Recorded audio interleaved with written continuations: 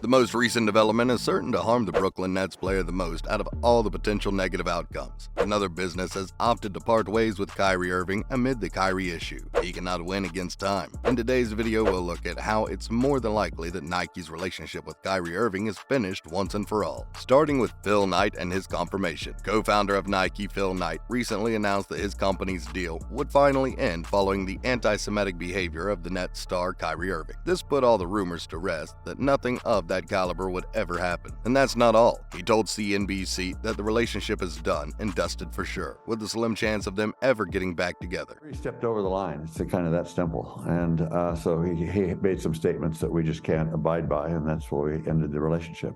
And yeah, I was fine with that.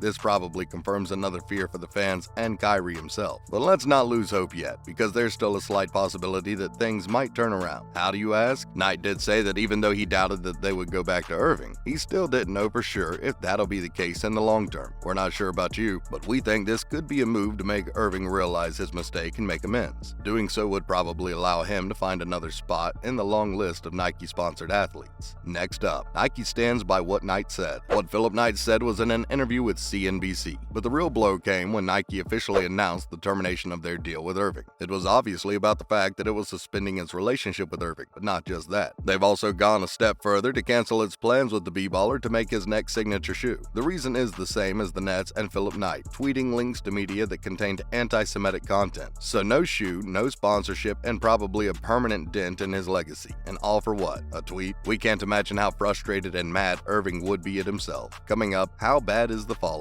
There's no one better to answer this question than Irving himself. Only he can explain how badly Nike decided to back out. But let's not forget that Irving isn't just some average player. If anything, he's one of the top basketball players in the NBA, and with that comes a lot of responsibility. Plus, in the midst of that, losing a deal with someone like Nike is sure to hurt. And adding salt to the wound, let's tell you that Irving first signed Nike in 2011. That's right, he signed with the company over 11 years ago. Since 2014, he has had a signature line of shoes made by Nike. In addition, this annual endorsement deal, on a rough estimate, was around $16 million.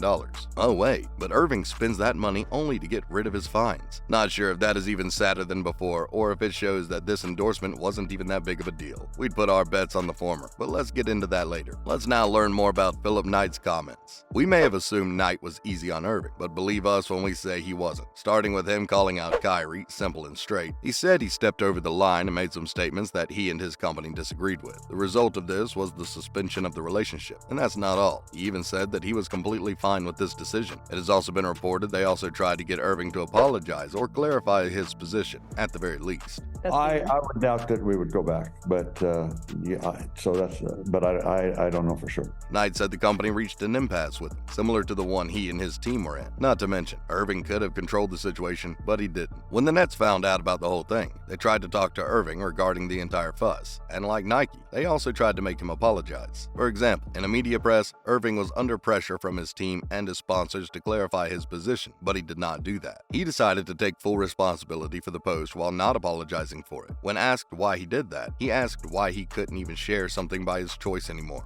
I'm here answering questions of whether or not I'm sorry or not on something I didn't create, and it was something I shared, and I'm telling everybody I'm taking responsibility, then that's where I sit. The post in question was a tweet linked to a film called From Hebrews to Negroes, Wake Up Black America, and the film supposedly had some anti-Semitic content in it. In Irving's defense, it's possible that he failed to realize that, but how can you not realize that you're being followed by millions of fans, many of which would directly be affected by something like this? Again, giving him the benefit of the doubt, he was offered redemption, but he failed. Making a mistake is one thing, but refusing to apologize is another. Finally, he made progress. As the first step in the right direction, Irving eventually deleted the offensive tweet. Not just that, but later on, when he got severe backlash for sharing such stuff and then defending himself, he even decided to apologize. After the Nets decided to suspend him, Irving, via an Instagram post, apologized to everyone, especially the Jewish community. He said he was deeply sorry to have caused them pain and apologized for it. In the same post, he re-emphasized his stance regarding promoting anti-Semitic content. He doesn't endorse it. More than that, this time, he also made sure to explain and recognize his mistake while defending himself. The positive was that he finally realized it wasn't about him, but the people he had hurt. People on social media praised his decision, with some saying that it was the right move. Unfortunately, this doesn't change anything about his suspension from the team and Nike. Can't say that this was something Irving had to do under pressure or that he was genuinely sorry, but one thing's for sure, he did apologize. Moving on to Kyrie Irving's NBA fine and suspension history. First up, Brooklyn Nets decided to take a stand. On Thursday night, Brooklyn Nets finally decided to take action against their guard, Kyrie Irving. They announced that Irving would be suspended for at least 5 games following the refusal to apologize after posting a link to a film with antisemitic messaging. As we mentioned earlier, he posted the link in a social media post and surprisingly took complete responsibility for doing so. The team management said they felt concerned after Kyrie refused to apologize in the media session. They also emphasized the fact that this wasn't the first opportunity given to him to apologize. Irving did, however, make sure everyone knows that he has no anti-Semitic beliefs, nor does he promote any type of hate content. Next up, let's take a look at the fines Irving has had to bear. The amount of money he has lost to fines and suspension is just mind-boggling. Don't believe us? A rough estimate puts the amount anywhere around $17 million. What about now? To break that down further, he started with the Cavaliers. Here, he lost a mere $12,000. All the fines that totaled this amount were just technical fouls. Then came the Celtics. Here, Irving lost only $64,000. One of these fines was given to him for using inappropriate language against a fan. This cost him $25,000. Once he was done with smaller fines, he decided to join the Nets. And here is where he aims to make it big. Most of the $17 million were fined to him since he's been with the Nets. For example, during the 2021-22 season, Irving stacked up fines of over $380,000 for not meeting health and safety protocols. Finally, take a look at Kyrie's suspension. According to the management, Kyrie will be suspended for at least 5 matches. Emphasis on the word at least. This simply means that the suspension at the minimum will cost him 5 games. But this is not fixed and could be moved up to more than 5 games. Who knows? Maybe that number will rise to 10 or 15, or it could even go higher. We just don't know yet. However, Kyrie's eventual apology is a good step and could potentially allow him to return sooner than later. But while he's gone, what will he miss? Let's see. Irving will miss his team's matches against the Wizards, Mavericks, Knicks, Hornets, and Clippers. Not in that particular order. His earliest date of return could be the 13th of November. On this day, the Nets would be facing the Lakers, and he'll be hoping not to miss this one since it's a very important game. Oh, and if you didn't know, for each game Irving misses, he'd be losing $251,000. That totals almost $1.25 million.